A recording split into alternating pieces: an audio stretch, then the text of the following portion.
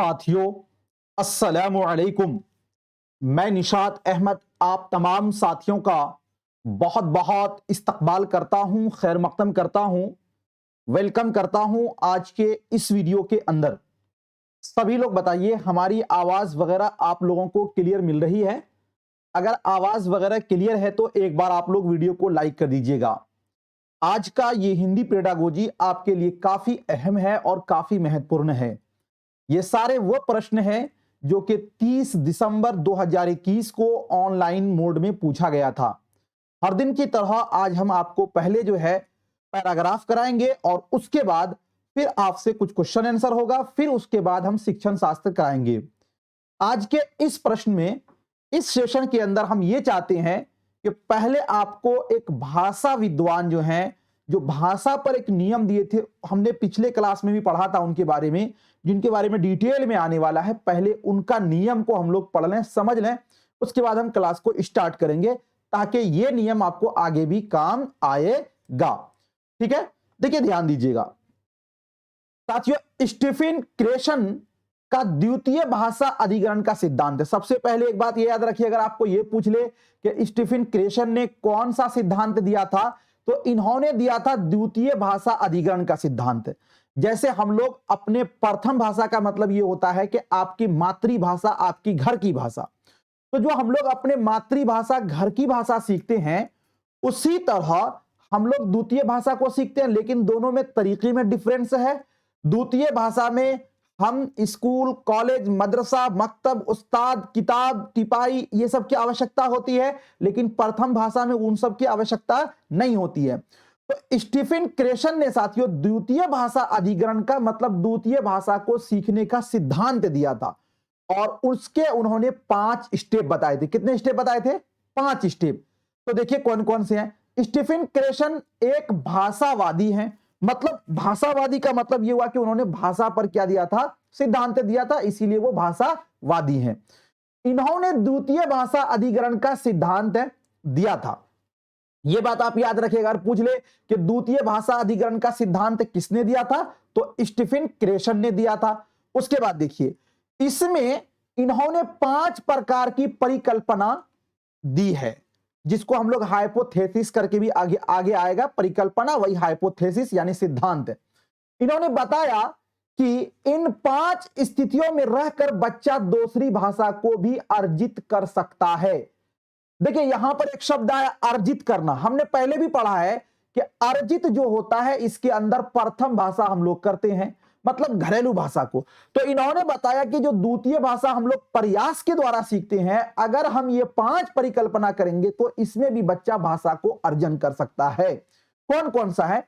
तो साथियों, ये स्टीफन क्रेशन का जो पहला सिद्धांत है, जो पहला परिकल्पना है, पहला हाइपोथेसिस है, वो ये है अधिग्रहण और सीखने की परिकल्पना। अधिग्रहण का मतलब क्या होता है? आपने सुना होगा ना कि सरकार ने इस जमीन को अधिग्रहण कर लिया, मतलब इस जमीन को कब्जा कर लिया, मतलब ये जमीन को उन्होंने क्या कर लिया? अर्जित कर लिया, वही होता है। और सीखने की परिकल्पना, सीखना का मतलब होता है प्रयास करना यानी अधिगम करना। तो पहला जो इनका नियम है अधिग्रहण और सीखने की परिकल्पना, वो क्या है? देखिए, इनके अनुसार दूसरी भाषा के ज्ञान को विकसित करने के 2 तरीके हैं। मतलब इनका मतलब यह हुआ कि साथियों स्टीफन क्रेशन ने यह कहा था कि हम दूसरी भाषा को जो सीखते हैं उसके 2 तरीके। कौन कौन सा? दूसरी भाषा को इस प्रकार सिखाया जाए कि बच्चा बिना लर्निंग के भाषा को अर्जित कर ले। मतलब हम उसको ऐसा माहौल दे दें, किताब वगैरह का सहारा न लें, हम उससे टॉकिंग करें, बात करें, ऐसा वातावरण दे दे कि उसको कोई मेहनत करने की आवश्यकता नहीं हो, मतलब बगैर किसी लर्निंग के वो भाषा को सीख ले।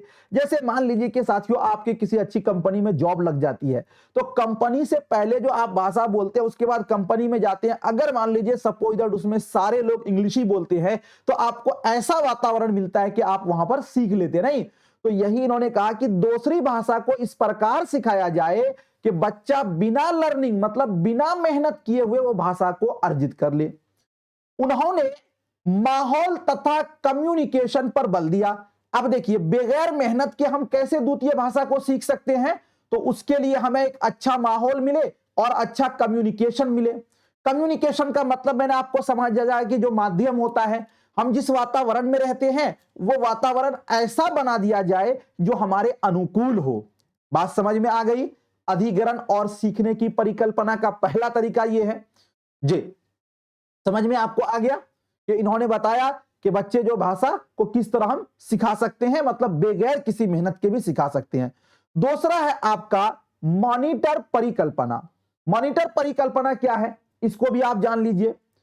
अर्जन के बाद, मतलब जब हम एक भाषा को अर्जित कर लेते हैं, जब हम भाषा सीखते हैं तो इसमें लर्निंग की वजह से परिवर्तन होता है। जैसे हम बहुत सारे गलत शब्दों का प्रयोग करते हैं, स्कूल जाने के बाद उसमें सुधार आता है। जैसे देखिए, सपोज दैट एक चीज मान लीजिए कि हम साथियों कुछ ऐसे शब्द होते हैं जिसको हम शुरू में बोलते तो हैं, लेकिन जब हम स्कूल जाते हैं तब पता चलता है कि अरे हम जो ये बोल रहे हैं ये सही नहीं है, ये बल्कि गलत है। जैसे हम में से बहुत सारे साथी शुरू में बोलते हैं देश, क्या बोलते हैं, हमारा देश महान है, लेकिन जब वो जाते हैं स्कूल तो उनको पता चलता है कि देश नहीं होगा बल्कि देश होगा। तो ये जो देश यानी सौ और शौ के अंदर जो उसको अंतर समझ में आया, वो कब आया, अर्जन के बाद उसमें क्या हुआ, परिवर्तन आ गया।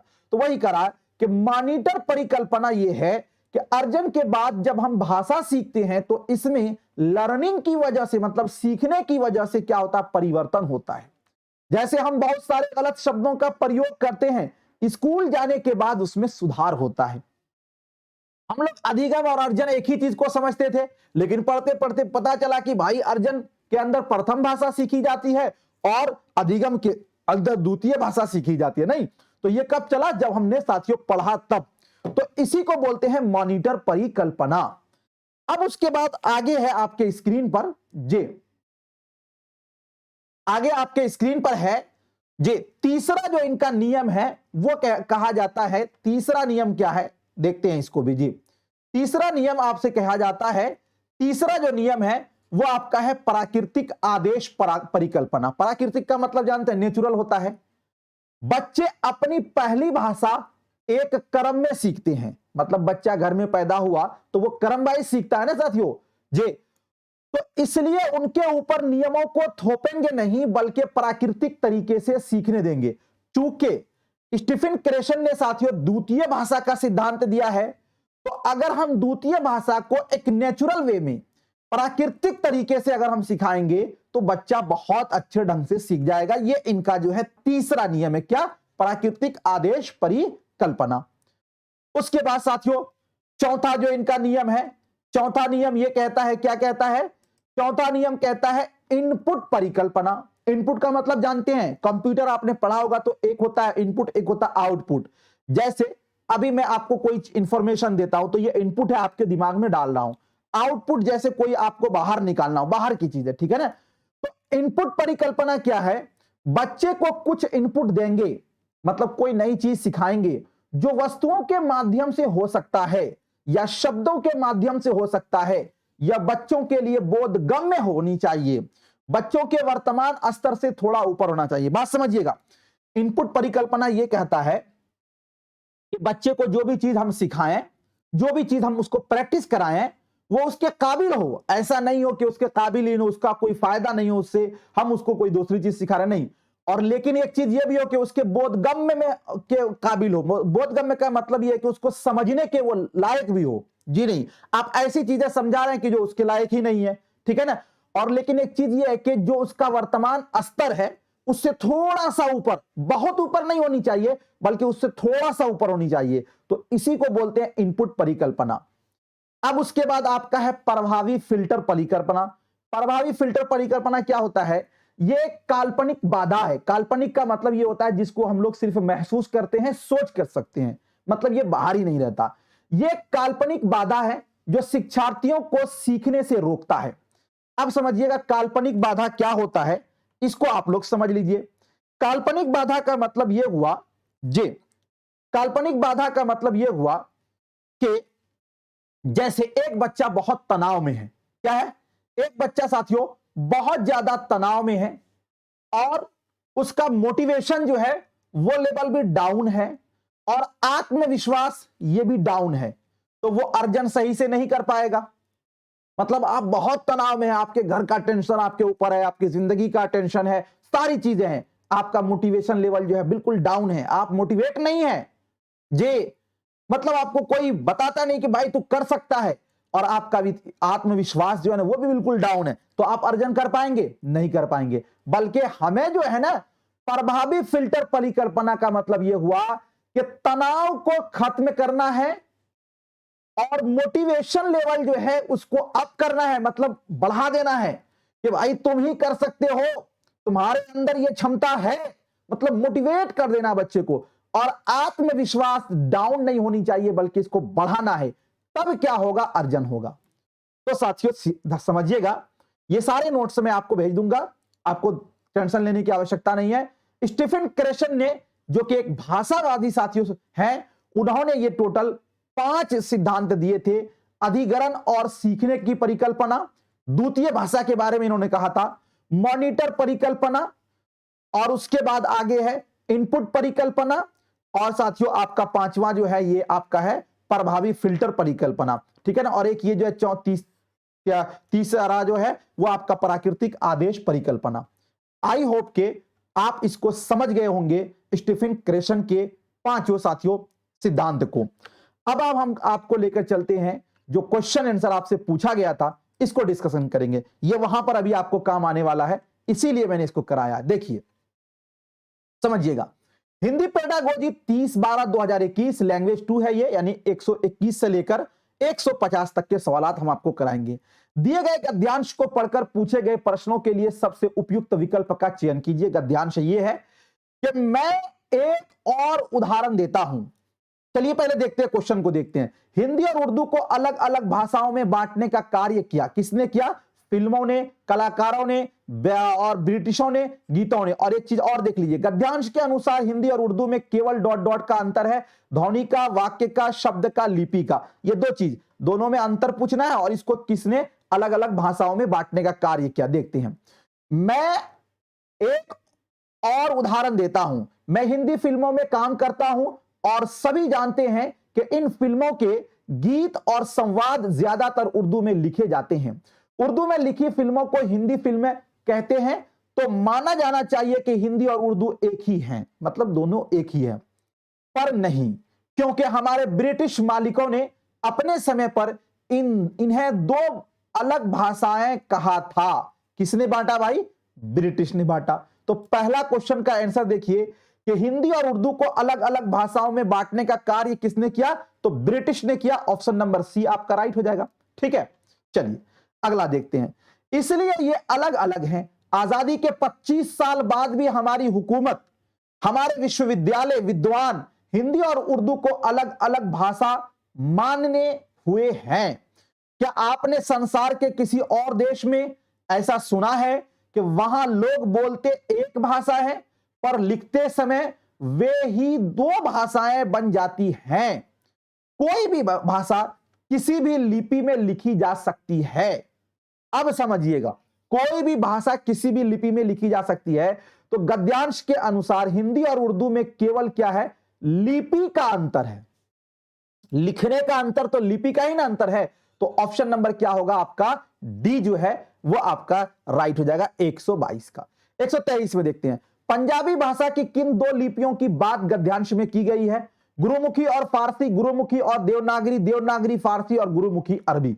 तो देखते हैं पैराग्राफ के अंदर, देखिए, मेरी मातृभाषा पंजाबी के लिए 2 लिपियां कबूल की गई हैं, हिंदुस्तान में गुरुमुखी और पाकिस्तान में फारसी। तो कौन सी साथियों पंजाबी के लिए? गुरुमुखी और फारसी लिपि है। तो अब आपको हो गया, पंजाबी भाषा की किन 2 लिपियों की बात गद्यांश में की गई है? गुरुमुखी और फारसी, जो कि आपका हो जाएगा ऑप्शन नंबर ए आपका राइट हो जाएगा 123 का। 124 नंबर क्वेश्चन में है, गद्यांश के अनुसार एक ही भाषा अलग लिपि में लिखे जाने पर, मतलब एक भाषा को अलग लिपि में लिखे जाने पर क्या होता है? अलग भाषा परिवार हो जाती है, अलग भाषा बन जाती है, अलग भाषा नहीं बन जाती है, अलग बोली बन जाती है। इस पूरे का खुलासा बनेंगे तो मतलब यह हुआ कि एक ही लिपि को अगर आप दो अलग अलग एक भाषा को अलग अगर आप दो लिपियों में लिख देते हैं तो उससे साथियों अलग भाषा नहीं बनती। जैसे हिंदी की फिल्म है, उसको उर्दू में तो किया जाता है लेकिन वो हिंदी फिल्म में होती है तो भाषा अलग नहीं हुआ, तो अलग भाषा नहीं बनती। ये इसका जो है ना मूल भाव के अनुसार इसका आंसर निकलेगा, ये हूबहू नहीं मिलेगा आपको।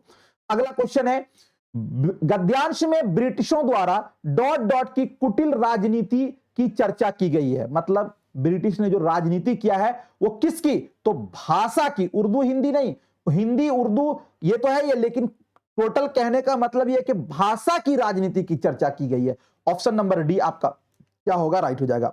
समूह में से भिन्न शब्द है, हिंदी, उर्दू, फारसी, लिपि। तो देखिए हिंदी एक भाषा है, उर्दू एक भाषा है, फारसी एक भाषा है, लेकिन लिपि जो है वो भाषा का नाम नहीं है, इसीलिए ये आपका अलग है। ऑप्शन नंबर डी आपका राइट हो जाएगा। अगला क्वेश्चन है साथियों, गीत का बहुवचन रूप है।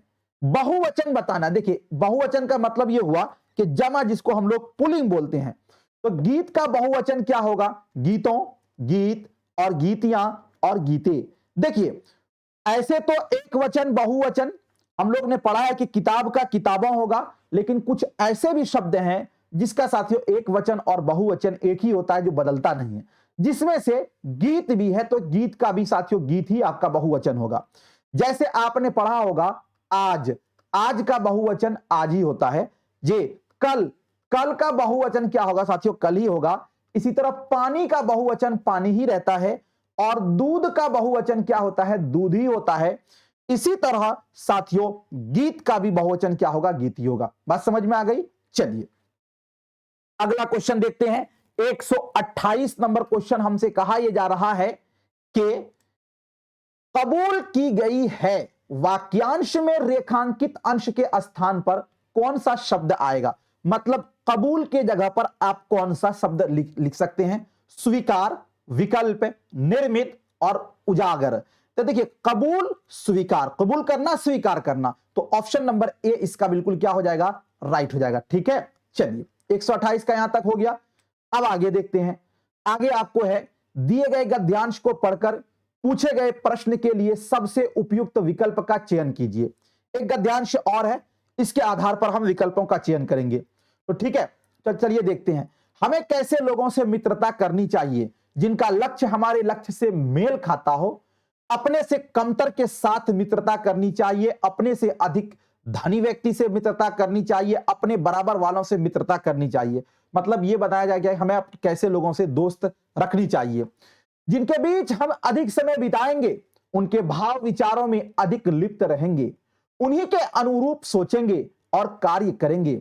धीमे धीमे धीमे धीमे जे धीमे धीमे उसी सांचे में ढल जाएंगे, धीमे धीमे उसी सांचे में ढल जाएंगे। तो साथियों ध्यान दीजिए, जब हम वैसे सांचे में ढल जाएंगे तो हमें कैसे लोगों से मित्रता करनी चाहिए?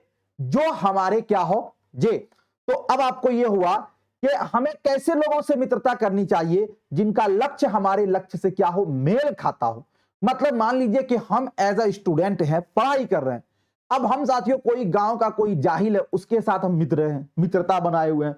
कोई जो है क्या कर रहा है, कोई फ्रॉड काम कर रहा है, उसका मित्र उसके साथ बना नहीं, बल्कि जिनका लक्ष्य हमारे लक्ष्य से मेल खाता हो, यानी पढ़ने वाले को पढ़ने वालों के साथ दोस्ती रखनी चाहिए, न के साथियों दूसरों के साथ।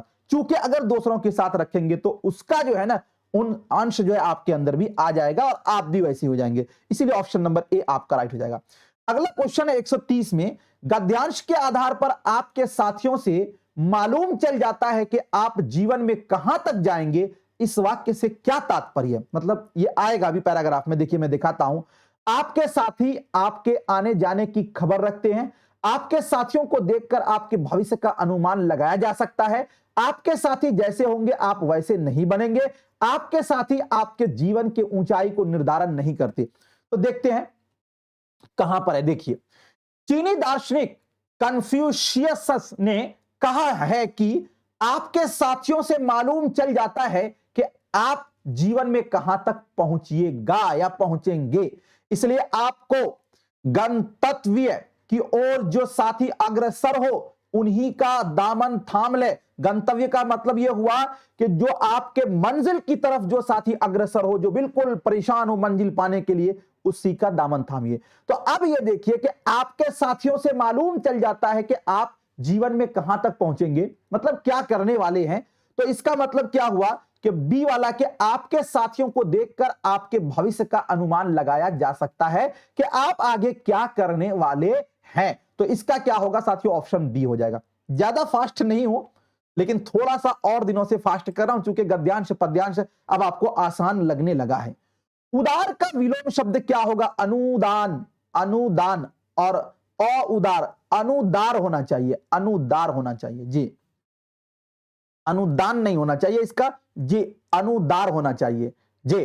और उदार, उदार, और उदारता और अनादर, तो उदार का होगा साथियों अनुदार होगा। ऑप्शन नंबर ए आपका क्या होगा, राइट हो गया। ठीक है, अगला क्वेश्चन 132 में है, मनुष्य के अंतःकरण की शुद्धता के लिए इनमें से क्या आवश्यक नहीं है। अंतःकरण का मतलब यह हुआ कि अपने आप की अगर आपको सफाई चाहिए तो उसके लिए क्या जरूरी नहीं है, सकारात्मक परिवेश, साहित्य, सज्जन व्यक्तियों का सानिध्य और अवसरवादित्व जी।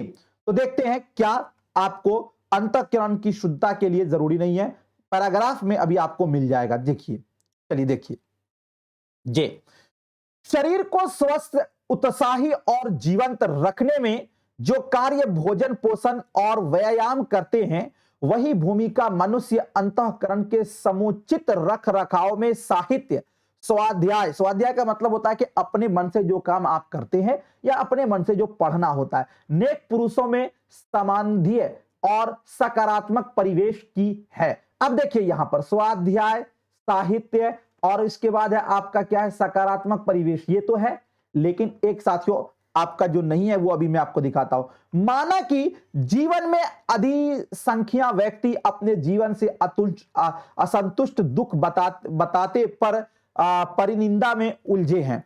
देखिए इसका क्या आंसर आपको मिलेगा। कहा यह जा रहा है कि मनुष्य के अंतःकरण की शुद्धता के लिए इनमें से क्या आवश्यक नहीं है, सकारात्मक परिवेश आया है, साहित्य आया है और सज्जन व्यक्तियों का सानिध्य आया है, लेकिन अवसरवादिता ये नहीं आया है। इसीलिए ऑप्शन नंबर डी इसका क्या है साथियों, राइट हो जाएगा 132 का। अगला क्वेश्चन है, इनमें से किसमें विशेषण विशेष्य का संबंध है। विशेषण का मतलब होता है सिफत और विशेष्य का मतलब होता है मौसूफ। नेक पुरुष, तो नेक विशेषण, पुरुष विशेष्य, ये तो है। सकारात्मक परिवेश, नकारात्मक परिवेश, सकारात्मक विशेषण, परिवेश विशेष्य। उत्साही मित्र जी, तो उत्साही मित्र ये आपका क्या है साथियों, उत्साही आपका क्या हो जाएगा, विशेषण, और मित्र हो जाएगा विशेष्य, तो ये भी बिल्कुल है। रख रखाव, इसके अंदर विशेषण विशेष नहीं है, इसीलिए ये आपका ऑप्शन डी जो है साथियों राइट हो जाएगा। ठीक है, 134 नंबर में है, धीमे धीमे शब्द है, ये कई बार आ चुका है आप तक। धीमे धीमे शब्द क्या होगा, पुनरुक्त शब्द, आगत शब्द, विदेशी शब्द और समुच्चय बोधक शब्द। देखिए आगत तो विदेशी शब्द को बोलते हैं ना, जो दूसरे जबानों से हूबहू आ गया हो, लेकिन धीमे धीमे ये रिपीट हो रहा है तो इसको बोलेंगे पुनरुक्त शब्द। ऑप्शन नंबर ए आपका क्या हो जाएगा, राइट हो जाएगा। अगला क्वेश्चन देखते हैं, कैसे लोग अवसरवादी कहलाते हैं। अवसरवादी, जो अवसर मिले आपके साथ धोखा कर दे वही ना अवसरवादी हुआ। जो अपना मतलब निकल जाने पर पहचानते नहीं, जो अपना मतलब निकल जाने पर याद रखते हैं, जो आशावादी हो, जो उदार मन से सबका भला करते हो जी। तो जाहिर सी बात है, ये सिंपल सा क्वेश्चन है कि अवसरवादी कैसे लोग कहलाते हैं, जो अपना मतलब निकल जाने पर आपको नहीं पहचानेंगे, यही अवसरवादी होगा। Option number A. ये टोटल 15 क्वेश्चन जो है वो साथियों जो मैंने आपको कराया, ये आपके क्वेश्चन थे पैराग्राफ से। अब आपको लेकर चलते हैं जे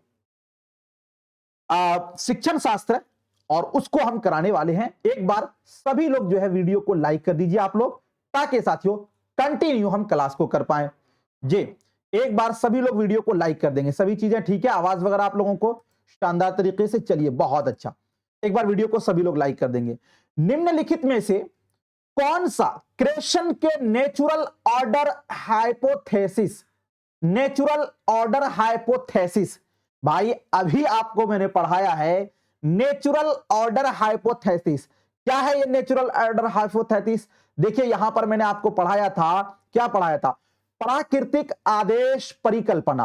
प्राकृतिक का मतलब नेचुरल, आदेश का मतलब ऑर्डर, परिकल्पना का मतलब हाइपोथेसिस। बच्चे अपनी पहली भाषा एक क्रम में सीखते हैं, इसलिए उनके ऊपर नियमों को थोपेंगे नहीं बल्कि प्राकृतिक तरीके से सीखने देंगे। यही है ना नेचुरल ऑर्डर हाइपोथेसिस, यानी प्राकृतिक आदेश परिकल्पना, जो कि साथियों आपका तीसरा इनका नियम है। तो देखिए यही क्वेश्चन आपसे पूछा गया है, निम्नलिखित में से कौन सा क्रेशन के नेचुरल ऑर्डर हाइपोथेसिस का वर्णन करता है? भाषाओं के अंश अनुमान लगाने के योग्य क्रम में अर्जित किए जाते हैं। अध्यापकों को प्राकृतिक ध्वनि संगत मौखिक भाषा का उपयोग करना चाहिए। पठन सामग्री प्रामाणिक होनी चाहिए, काट दीजिए। शिक्षण के दौरान प्रत्येक शिक्षार्थी की अधिगम शैली को ध्यान में रखना चाहिए, कट कर दीजिए चूंकि ये नहीं होगा। जे नेचुरल ऑर्डर हाइपोथेसिस में यह कहा गया कि बच्चों को हम एक प्राकृतिक तरीके से सिखाएंगे, तो इसीलिए साथियों 136 नंबर जो क्वेश्चन है कि भाषाओं के अंश मतलब उसके जो टुकड़े हैं वो अनुमान लगाने योग्य क्रम में अर्जित किए जाएं। जे चूंकि यहां पर अर्जित से शब्द आया है ना, वहां पर भी आया था, इसीलिए आपका ऑप्शन नंबर ए इसका क्या हो जाएगा? राइट हो जाएगा। अगला क्वेश्चन देखते हैं, भाषा सामग्रियों के शिक्षण के प्रस्तुतिकरण के लिए कार्य विधिक, जी कार्य विधिक योजना को क्या कहेंगे? समझ रहे हैं बात क्या कहा जा रहा है कि भाषा सामग्रियों के शिक्षण के प्रस्तुतिकरण, जी इसके लिए जो कार्य विधिक होता है उस योजना को आप क्या कहिएगा? उपागम कहिएगा। उपागम का मतलब होता है तरीका होता है, विधि कहेंगे, शिक्षण शास्त्र कहेंगे, तकनीक कहेंगे। तो ये शिक्षण शास्त्र नहीं है बल्कि इसको विधि कहते हैं। ऑप्शन नंबर आपका क्या होगा? जी बी जो है वो राइट हो जाएगा 137 का। ठीक है, अगला क्वेश्चन देखते हैं, 138 में है, व्याकरण अनुवाद विधि को किस रूप में जाना जाता है? व्याकरण अनुवाद जिसके अंदर हम लोग मातृभाषा के अंदर जे तर्जमा करके ट्रांसलेट करके हम लोग साथियों पढ़ाते हैं, उसी को ना व्याकरण अनुवाद विधि कहते हैं। जे तो व्याकरण अनुवाद विधि को किस रूप में जाना जाता है? शास्त्रीय विधि, विधि होना चाहिए, शास्त्रीय विधि, शास्त्रीय उपागम, रचनात्मक विधि, आलोचनात्मक शिक्षण, जी शास्त्र विधि। ये तो होगा नहीं। एक बात आप ये याद रख लीजिए कि जो व्याकरण अनुवाद विधि है इसी को साथियों पारंपरिक विधि भी कहा जाता है, इसी को भंडार कर विधि भी कहा जाता है। अब ये क्या है पारंपरिक विधि? कि जो शुरू से चलता हुआ आया, शुरू से ही हम लोग साथियों इंग्लिश पढ़ते हैं तो उसका ट्रांसलेट हम लोग उर्दू में करते या हिंदी में करते जाते हैं, तो ये पारंपरिक विधि भी है। तो जो कदीम, जो पहले से चलता हुआ आए, उसी को बोलते हैं शास्त्रीय विधि। क्या बोलेंगे? शास्त्रीय विधि। ऑप्शन नंबर बी आपका क्या हो जाएगा? राइट हो जाएगा। ए सॉरी, ऑप्शन नंबर ए आपका क्या हो जाएगा? राइट हो जाएगा 138 का। 139 नंबर क्वेश्चन में है, किस विधि में मातृभाषा का प्रयोग बिल्कुल भी नहीं किया जाता? मतलब वो कौन सी विधि है जिसके अंदर मातृभाषा का प्रयोग नहीं किया जाता, मतलब मातृभाषा वर्जित है? प्रत्यक्ष विधि, ग्रहणशील विधि, गतिविधि आधारित अधिगम विधि, अनुवाद विधि। देखिए अनुवाद विधि के अंदर आप तो ट्रांसलेट करेंगे ना मातृभाषा में, तो ये तो साथियों गलत हो जाएगा। प्रत्यक्ष विधि जिसको हम लोग डायरेक्ट मेथड बोलते हैं, बच्चे को किसी चीज दिखाकर डायरेक्ट अनुभव कराकर आप सिखाते हैं, तो इस विधि के अंदर मातृभाषा का प्रयोग बिल्कुल नहीं किया जाता, वो वर्जित है। ऑप्शन नंबर जो ए होगा वो आपका क्या हो जाएगा? राइट हो जाएगा। ठीक है, 139 का। 140 में है, बारीकी से पठन का उदाहरण कौन सा है? बारीकी से पढ़ना, बारीकी से पढ़ना एक सर जी जानते हैं ना बारीकी से पढ़ना क्या होता है? पुस्तक के किसी अध्ययन में मुख्य विचार को जानने के लिए पढ़ना। बात समझ रहे हैं क्या कर रहा है कि पुस्तक के किसी अध्ययन में कोई सबक आप पढ़ रहे हैं, उसके साथियों मुख्य विचार मतलब पूरे विचार को जानने के लिए पढ़ रहे हैं आप। किसी फिल्म का सारांश लिखना ये तो होगा नहीं, किसी विज्ञान पर लेख का सारांश लिखना ये भी नहीं होगा, अपने सेल फोन में अपने प्रिय मित्र का फोन नंबर देखना ये भी नहीं होगा, बल्कि ए वाला जो है ये आपका बिल्कुल राइट हो जाएगा। साथियों इसमें ज्यादा आपको सोचने की आवश्यकता नहीं है कि चूंकि 3 ऑप्शन जो है ये हलवा है, ये हो ही नहीं सकता, तो आपका पहला तो हो ही जाएगा। अगला क्वेश्चन देखते हैं। अगला क्वेश्चन आपके स्क्रीन पर है कि बच्चे किसी भी भाषा में जो भी सुनते हैं वह उनकी शब्द संपदा को प्रभावित कर सकता है। बात समझिएगा, बच्चा कोई भी भाषा सुनेगा तो संपदा का मतलब हुआ कि शब्द भंडार को वो क्या करेगा, प्रभावित करेगा। तो यह किस सिद्धांत पर आधारित है? एक बात जान लीजिए कि आप किसी माहौल में रहते हैं, एक ही चीज को बार बार सुनेंगे तो आप भी वैसे ही बोलेंगे नहीं, तो जाहिर सी बात है कि आपके शब्द भंडार में क्या करेगा, प्रभावित करेगा जो चीज आप सुनेंगे।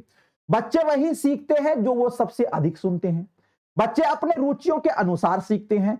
बच्चे निष्कर्षीय गतिविधियों के अपेक्षा अंतःक्रियात्मक गतिविधियों के माध्यम से अधिक सीखते हैं, या बच्चे अर्थपूर्ण संदर्भ में सबसे अच्छी तरह से सीखते हैं। देखिए, सबसे पहले तो यहां पे क्वेश्चन में ही साथियों आंसर छुपा हुआ है कि किसी भी भाषा में जो भी सुनते हैं वो उनकी शब्द संपदा को प्रभावित कर सकता है। यह किस सिद्धांत पर है कि बच्चे जिस चीज को ज्यादा सुनेगा उसको साथियों वो अधिक सीखेगा।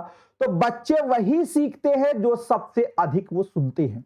ऑप्शन नंबर ए आपका क्या हो जाएगा, राइट हो जाएगा। समझ में आ गई बात? 141 नंबर क्वेश्चन का ए राइट होगा। 142 में है, कौन से उपागम यानी कौन से तरीके के अंतर्गत सावधानी पूर्वक चयनित और स्तरवार सामग्रियों का इस्तेमाल किया जाता। स्तरवार का मतलब हुआ कि स्टेप बाय स्टेप इस्तेमाल किया जाता और लेकिन सावधानी पूर्वक। कौशल आधारित उपागम, रचनावादी उपागम, संरचनात्मक उपागम और संप्रेषणात्मक उपागम।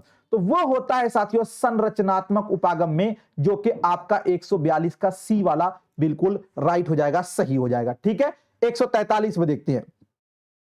143 में कहा गया, आकलन के उपकरण, आकलन का मतलब जांचना, आकलन के उपकरण की समरूपता का स्तर, और जब इस आकलन उपकरण का उन्हीं व्यक्तियों या उसी समूह के साथ पुनः इस्तेमाल किया जाए और उससे प्राप्त परिणामों का स्तर, इसे क्या कहा जाएगा? विश्वसनीयता, अंतर, वैधता और सटीकता। मतलब यह हुआ कि हमने जो आकलन का उपकरण है उसका साथियों समरूपता, जब हम आकलन करते हैं फिर दोबारा उसी के साथ करेंगे तो यह आपका कहलाता है विश्वसनीयता। जी, एक बार आपने किसी को टेस्ट लिया फिर दोबारा आप, तो ये क्या है, विश्वसनीयता होगा। ठीक है ना, ऑप्शन नंबर ए आपका इसका राइट हो जाएगा 143 का।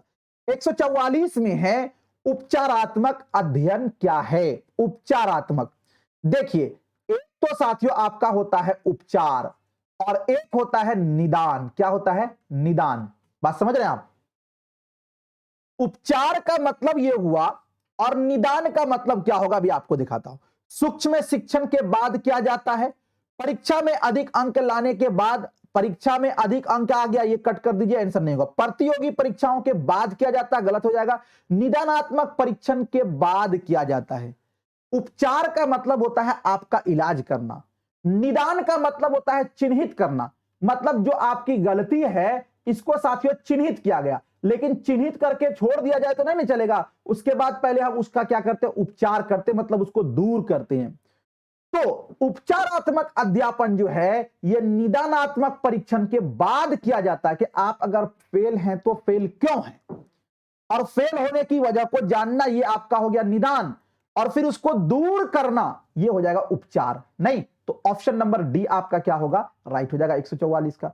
145 नंबर क्वेश्चन में कहा गया कि अध्यापिका ने कक्षा को 5-5 के समूह में बांटा। मतलब एक टीचर जो है उस्तानी जी है, वो 5-5 के समूह में साथियों क्या कर दिया, कक्षा को बांट दिया, और किसी एक रिपोर्ट की प्रतिलिपियां, मतलब उसका एक बोलते हैं कॉपी दी, और कहा कि इसे पढ़कर टिप्पणी लिखे। मतलब ये रिपोर्ट है, इसको पढ़कर आप लोग टिप्पणी लिखिए। मतलब मान लीजिए कि कोई भी एक रिपोर्ट है, उस पर आप अपना अनुभव लिखिए। वो इसका संक्षिप्त सार लिखें, मतलब, और इसका एक आप डिटेल में जो लिखा हुआ है इसका छोटा एक सारांश लिखिए, मतलब खुलासा लिखिए। ठीक है, अब उसके बाद आगे है, वह किसे समुन्नत करने का प्रयास कर रही है। बुनियादी अंतर वैयक्तिक संप्रेषणात्मक कौशल यानी बिक्स का, हमने बताया था कि बिक्स क्या होता है, जो रोजमर्रा हम लोग बोली बोलते हैं वो, और एक वो बोली जो हम लोग साथियों किसी विद्यालय में बोलते, दोनों में तो अंतर है। तो यहां तो बिक्स नहीं है ना, जो रोजमर्रा इस्तेमाल होने वाली बोली होती, वो चीज तो है नहीं। कहा गया कि इसको पढ़िए, इसको अपने भाषा में लिख दीजिए या अपने भाषा में इसको बोलिए, ये रहता तब। लेकिन यहां पे कह रहा कि कक्षा 5-5 के समूह बांटा और किसी एक रिपोर्ट दी गई, प्रतिलिपियां दी और कहा कि इसे पढ़कर टिप्पणी लिखें।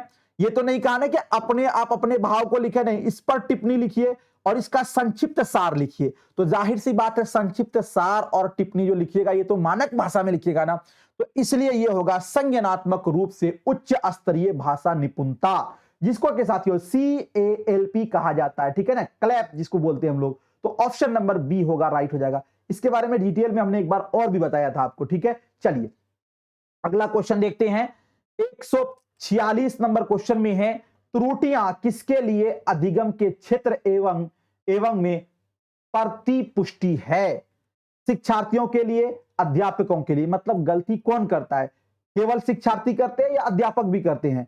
केवल ए, केवल बी, ए और बी दोनों, और त्रुटियां सीखने के क्षेत्र में नहीं है। हमने तो पहले ही पढ़ा है कि गलती जो है वो अधिगम का एक पार्ट है, गलती करके ही बच्चा सीखता है, तो इसलिए गलती शिक्षार्थियों से भी हो सकती है और अध्यापकों से भी हो सकती है। तो सिंपल सी बात है, इसका ऑप्शन नंबर सी क्या हो जाएगा आपका, राइट हो जाएगा। चलिए आगे चलें जी। चलिए अगला क्वेश्चन देखते हैं कि लेवाइगोत्स्की होना चाहिए, या तो वे लिखा हुआ है, सॉरी, वे गतिविधियां जिनमें चलना, उछलना, तरह तरह की शारीरिक क्रियाएं करना शामिल है, क्या कहलाती है? मोटर स्किल आपने पढ़ा होगा ना जी, मतलब जिसके अंदर उछलना है, कूदना है, फानना है, मतलब शरीर से किया जा रहा है ना, इसको क्या बोलेंगे? मौखिक संप्रेषण। मौखिक तो जबान से बोलते हैं, मुंह जबानी, ये तो है नहीं ये। अच्छा, शारीरिक गतिविधियां बिल्कुल सही है। श्रवण गतिविधियां, सुनना, ये नहीं ना हो रहा, यहां तो उछलना कूदना हो रहा, तो इसलिए शारीरिक गतिविधियां होगा। ऑप्शन नंबर बी आपका क्या हो जाएगा, राइट हो जाएगा। 148 में है, कक्षा 4 की एक शिक्षार्थी एक पठन सामग्री पढ़ लेती है। मतलब कक्षा 4 की एक बच्ची है, वो शिक्षार्थी का मतलब एक स्टूडेंट है, वो क्या करती है साथियों, पठन सामग्री पढ़ लेती है और उस पर आधारित कार्य भी कर लेती है, मतलब उस पर जो क्रियाकलाप है वो भी कर लेती है। यह सब अपनी मां की मदद से कर पाती है, मतलब ये सब उनकी मां ने उसको सिखाया घर में, इसलिए वो कर लेती है। वो मां भी उसकी मदद करती है, घर में होमवर्क बनवाती है। वायुगोत्स्की के अनुसार उसकी मां उसके कार्य में क्या कर रही है? सहारा दे रही है, कोचिंग कर रही है, ट्यूटरिंग कर रही है, प्रशिक्षण दे रही है। देखिए वायुगोत्स्की ने कहा था कि बच्चा सामाजिक अंतःक्रिया से सीखता है, तो यहां पर उसकी मां क्या कर रही है? उसके कार्य में सहारा दे रही है, नहीं जी, हेल्प कर रही है। तो ऑप्शन नंबर ए आपका क्या हो जाएगा, इसका राइट हो जाएगा 148 का। 149 में है, किसी एक बच्चे की भाषा दक्षता कैसे विकसित की जा सकती है? मतलब भाषा की जो महारत है उसको हम कैसे विकसित कर सकते हैं? नियमित रूप से श्रुत लेख देकर, मतलब हम डेली बाय डेली उसको जबानी लिखाएंगे तो उससे भाषा दक्षता हो जाएगा क्या? कार्य आधारित गतिविधियों में संलग्न करके, मतलब जो काम है, जो गतिविधि है, उसमें उनको हम क्या कर दें? जोड़कर। ये भी बहुत हद तक सही लग रहा। शब्द संपदा का संवर्धन करके। संवर्धन का मतलब ये होता है कि जो आपके शब्द भंडार हैं उसको बढ़ाकर। तो भाई शब्द भंडार बढ़ाकर आप भाषा में दक्ष थोड़ी हो जाएंगे, भाषा में माहिर थोड़ी हो जाएंगे। और व्याकरण के नियम कंठस्थ, कंठस्थ करना आ गया, ये तो पहले ही कट जाएगा। अगर हमको भाषा में साथियों दक्ष बनना है, भाषा में माहिर बनना है, तो बच्चे को अगर माहिर बनाना है तो हम उसको कार्य आधारित गतिविधियां में संलग्न करके, मतलब जो काम है उसमें उसको जोड़कर हम उसको आगे बढ़ा सकते हैं और उसको स्ट्रांग कर सकते हैं। इसीलिए इसका ऑप्शन नंबर बी आपका क्या होगा, राइट होगा। अगला क्वेश्चन है देह भाषा। देह भाषा जानते हैं, शरीर का भाषा। आपने कहनी मारा, आप इधर उधर कर रहे हैं, हाव भाव और टकटकी लगाकर लगातार देखना किसके उदाहरण? किसी को लगातार देख रहे हैं आप, ये किसका उदाहरण होगा? संकेत भाषा होगा, अमौखिक संप्रेषण होगा, मौखिक संप्रेषण होगा, कंप्यूटर जनित संप्रेषण। कंप्यूटर तो हो नहीं सकता। मौखिक का मतलब होता है वो भाषा जिसको हम लोग मुंह से बोलते हैं, जबान से बोलते हैं, ये नहीं होगा, बल्कि ये एक अमौखिक संप्रेषण होगा। अमौखिक संप्रेषण वो है जिसमें हम बात वार्तालाप तो कर रहे हैं लेकिन हम बोल नहीं रहे हैं। तो देह भाषा, हाव भाव और टकटकी लगाना, ये अमौखिक संप्रेषण, यानी कि ऑप्शन नंबर बी आपका क्या हो जाएगा, राइट हो जाएगा। तो साथियों इस तरह आज के ये सारे प्रश्न काफी अच्छे थे। सभी लोग बताइए कि कैसा लगा आज का ये क्लास, आपको सभी चीजें समझ में आई या नहीं आई। अगर समझ में आ गई है तो बहुत अच्छी बात है। और दूसरी बात आपसे ये कहना चाहूंगा कि साथियों, आप लोगों का चौथा जो टेस्ट है वो टेस्ट परसों लगने जा रहा है। जी, कब लगेगा? परसों लगेगा। आज 5 है, कल 6, 7 तारीख को टेस्ट लगने जा रहा है। आप टेस्ट जरूर दीजिए। तीसरी बात यह है कि अगर आपने हिंदी प्लस उर्दू का लिया होगा तो उसमें पहला जो है ना मॉक टेस्ट लगा हुआ है, आप उसको 10 बार दे सकते हैं। दीजिए, खूब प्रैक्टिस कीजिए। और चौथी बात, एक बात और भी है कि और भी बहुत सारी चीजें जो है वो आपको यहां अब आगे देखने को मिलेंगी।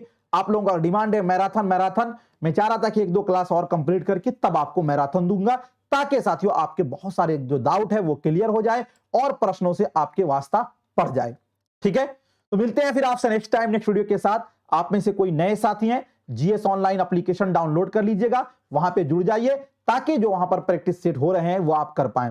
थैंक यू, मिलता हूं फिर आपसे नेक्स्ट टाइम। जब तक के लिए खुदा हाफिज।